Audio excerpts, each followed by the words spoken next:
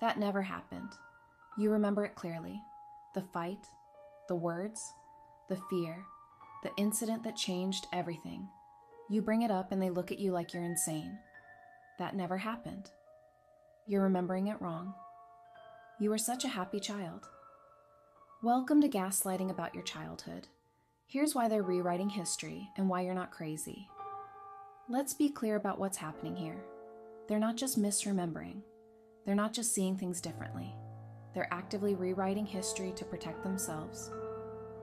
Gaslighting. Making you doubt your own memory and reality. This is different from normal memory differences. This is systematic denial of events that shaped your entire life. What it looks like? Outright denial. That never happened. I never said that. You're making things up. Minimizing. It wasn't that bad. You're being dramatic. That was so long ago, why are you still talking about it? Reversing the story. You were the difficult one. I was the one walking on eggshells around you. I was trying to protect you from yourself. Reframing abuse as love. I did what I had to do. Everything I did was because I loved you. You'll understand when you have kids. They're not confused. They're protecting their narrative. And their narrative requires you to be wrong about what happened to you. Here are the most common ways they rewrite your childhood. You were such a happy child. No. You were a scared child who learned to perform happiness. You were a child who smiled to keep the peace. You were a child in survival mode, not joy. But they remember the performance, and they've convinced themselves it was real. They confuse your compliance with your happiness. We were so close. Translation. You had no boundaries. They had access to everything. Your thoughts, your feelings, your space, your life. Enmeshment isn't closeness. Dependence isn't love. Control isn't connection. Closeness that requires you to disappear isn't closeness. I never hit you when they did. Sometimes this is literal gaslighting, denying physical abuse that happened. Other times it's semantic games. That wasn't hitting, it was discipline. I spanked you, that's different. You're so dramatic. It was a slap, not a beating. Hitting doesn't become not hitting because they've renamed it. You're remembering it wrong. This one is insidious because it plants doubt even when you're certain. That happened to your sister, not you. You were too young to remember that. You're confusing different events, even when you have proof, even when siblings verify it, even when the scar is still there. Your memory is accurate. Their denial is strategic. I was dealing with a lot back then. This isn't an apology, it's an excuse. And it's gaslighting because it shifts focus from what they did to what they were going through. I was depressed. Your father and I were having problems. Money was tight. I was young and didn't know better. Explanation is not erasure. Context is not permission. Yes, they were dealing with things. That doesn't change what happened to you. You were a difficult child. You weren't difficult. You were reacting to dysfunction, expressing normal needs, responding to trauma, being a child in an unsafe environment. A traumatized child is not a difficult child. They're a suffering child, but they rewrote it. You became the problem so they could be the victim. I did my best. Maybe they did. But my best doesn't erase harm. My best doesn't mean it wasn't abuse. My best doesn't mean you don't get to name what happened. I did my best is not the same as I didn't hurt you. Both can be true. They did their best, and they harmed you. You can acknowledge their limitations and name the abuse. They're trying to make it either slash or. It's not. So why are they doing this? Why can't they just admit what happened? To protect their self-image. They cannot be the villain in their own story. If they admit what they did, they'd have to face. They hurt their child. they were the abuser, they failed as a parent. That's unbearable for them. So they rewrite history, and you become the liar. To avoid accountability. If it never happened, they don't have to. Apologize. Make amends. Change. Feel guilt. Take responsibility. Denial is easier than repair. To control the narrative. If they can make you doubt your memory, they win. You stop bringing it up. You stop telling others. You start wondering if maybe you are dramatic, sensitive, wrong. When you doubt your past, you're easier to control in the present. This is why gaslighting is so effective. It's not just about that one event. It's about making you question everything you know to be true. Because they actually believe it. Here's the uncomfortable truth.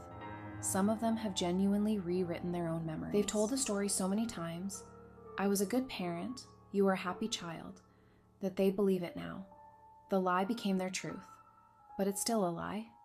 That doesn't make your memory wrong. That makes their denial more entrenched. To keep you engaged. Every time you try to make them understand, you're explaining, justifying, defending. Proving you're still trying to be believed. That's what they want. As long as you're trying to convince them you're still under their control, the moment you stop needing their validation is the moment you're free. Here's what gaslighting about your childhood does to you.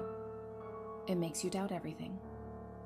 If you can't trust your memory of major events, how can you trust yourself about anything? You second guess your perceptions, your feelings, your decisions, your reality. When you can't trust your past, you can't trust your present. It keeps you stuck. You can't heal from something you can't name. You can't process trauma you're told never happened, so you stay in this loop. Was it real? Did it happen? Am I crazy? Maybe I'm too sensitive. Healing requires acknowledgement. They're denying you that. It isolates you. When your family says it didn't happen and you say it did, who do people believe? Often they believe the family, so you stop talking about it. You carry it alone. You wonder if anyone would believe you anyway. Gaslighting thrives in isolation. Truth needs witnesses. It makes you feel crazy. This is the goal. If they can make you doubt your own memory, they can make you doubt your sanity. And if you're crazy, you're not credible. If you're crazy, they're the victim of your accusations. If you're crazy, they win. You're not crazy. You're being systematically lied to. It trains you to prioritize their reality over yours. You learn. Their version matters more. Your experience is up for debate. Keeping the peace is more important than telling the truth. So in all your relationships, you do the same thing. Minimize your feelings. Accept other people's versions. Doubt yourself first. They taught you your reality doesn't matter. You're unlearning that now. So how do you reclaim your own story? How do you trust yourself when they've made you doubt everything? Stop trying to convince them. You will never get them to admit it. You will never make them see. You will never receive the validation you deserve from them. Stop asking your abuser to verify your abuse. The person who hurt you cannot be the one who heals you. Find your witnesses, siblings who remember, therapists who believe you, friends who see the impact, online communities who say, me too. You need people who affirm, yes, that happened. I believe you. Document what you remember. Write it down. Not to prove it to them, to preserve it for yourself. When they say, that never happened, you can look at your own words and know, yes, it did. Your memory is evidence. You don't need their confession. Trust your body. Your body remembers even when your mind doubts. The panic when you hear their voice. The tension when you're around them. The relief when you leave. Your nervous system doesn't lie. If your body reacts, something happened. Look at the pattern. One denied event. Maybe a misunderstanding. A lifetime of denied events. Gaslighting. When everything you remember is wrong, the problem isn't your memory. Separate their denial from your truth. They can deny it happened. That doesn't change that it did. Their refusal to acknowledge reality doesn't alter reality. Their gaslighting's about them, not about the truth. You can hold two truths. They will never admit it. And it still happened. Give yourself what they won't give you. You say, that happened. You say, I believe me. You say, my experience was real. You don't need their permission to know your own life. Self-validation isn't second best. Sometimes it's the only option, and it's enough. If you're still in contact and they try to rewrite history, here's what you can say. Option 1, simple statement. I remember it differently. You're not arguing. You're not defending. You're stating a fact. Option 2, boundary. I'm not going to debate my childhood with you. End the conversation. Walk away if needed. Option 3, the truth. You can deny it all you want. That doesn't change what happened. Sometimes you just need to say it out loud. For you. Option 4, silence. You don't owe them a response. Sometimes the most powerful thing you can do is stop engaging. You're not required to defend your reality to the person who's distorting it. Say what you need to say, or say nothing at all. Either way, you know the truth. And that's what matters. They're rewriting history because the truth is unbearable for them, but the truth is your foundation. What happened to you happened. How you felt about it was valid. Your memory is reliable. Your experience was real. They can deny it for the rest of their lives. That will never make it untrue. You lived it. That's all the proof you need. Stop waiting for them to validate your story. Start trusting that you were there. You remember. And remembering is the first step to healing. They can rewrite history all they want. You're finally telling the truth. Your memory is not up for debate. This channel is about making sense of what happened and healing. Subscribe if you want to keep going together.